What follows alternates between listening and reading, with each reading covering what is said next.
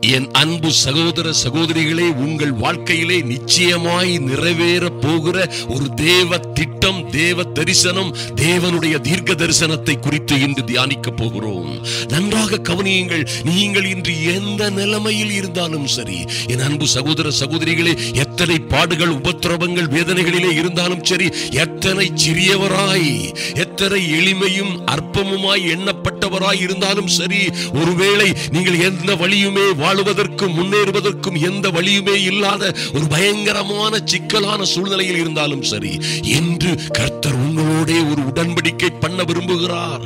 என் அன்பு சகோதர சகோதரிகளே, நீங்கள் எந்த சூழ்நிலையில் இருந்தாலும், யாத்ராகமம் 34:10 கர்த்தர் மோசையோடு சொன்ன, தேவ ஜனங்களோடு சொன்ன அற்புதமான வார்த்தைகளை நீங்களும் நானும் சுதந்திரித்துக் கொள்ள முடியும் என்பதிலே எந்த மாற்றமும் இல்லை. ஐயா, இந்த வார்த்தைகள் எல்லாம் மோசைக்காக, யோசுவாவுக்காக, அந்த தேவ ஜனங்களுக்காக மாத்திரம் எழுதப்பட்டதல்ல. இன்றும் தேவ சமூகத்திலே காத்திருக்கிற உங்களுக்காகவும் இந்த அற்புதமான தீர்க்க தரிசனத்தை அவர் எழுதி கொடுத்திருக்கிறார். இது தேவ வசனம் என்று விசுவாசிக்கிற உங்களுக்குள்ளே அது பலன் செய்யும் என்று பவுலடியார் நிச்சயமாக கர்த்தருடைய வார்த்தையை சொல்லுகிறார். என்னையா நடக்கும் உங்க வாழ்க்கையில? என் அன்பு தேவ பிள்ளைகளே, என் வாழ்க்கை எப்படி இருக்கும்? என் பிள்ளைகளுடைய வாழ்க்கைகள் எப்படி இருக்கும்? நாளை எங்கள் எதிர்காலம் எப்படி இருக்கும்? ஐயா, நானும் என் பிள்ளைகளுமாய் என் குடும்பம் நாளை எப்படி நாங்கள் வாழ்ந்திருப்போம்?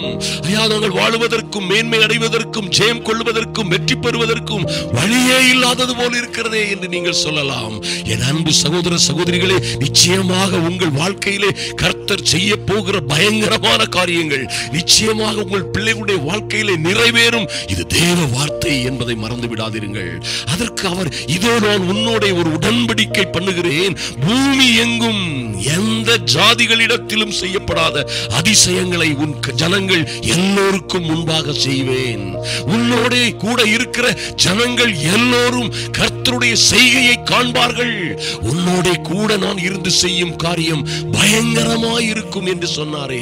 என் அன்பு சகோதர சகோதரிகளே, நிச்சயமாய் கர்த்தர் இன்றும் நீங்கள் கேட்டுக்கொண்டிருக்கிற ஒவ்வொருவரோடும் ஒரு புதிய உடன்படிக்கை செய்ய விரும்புகிறார் என்றால் மாற்றமே இல்லை. உங்கள் வாழ்க்கையை குறித்து, உங்கள் ஜெப திட்டங்களை, உங்களுடைய வேத தியானங்களை குறித்து, உங்களுடைய கிறிஸ்தவ வாழ்க்கையை, உங்கள் ஸ்பிரிச்சுவல் லைஃபை குறித்து, அல்லது உங்கள் எதிர்காலத்தை குறித்து கர்த்தர் ஏதோ ஒரு அற்புதமான புதிய உடன்படிக்கை செய்ய விரும்புகிறார் என்பதில் எந்த மாற்றமும் இல்லை.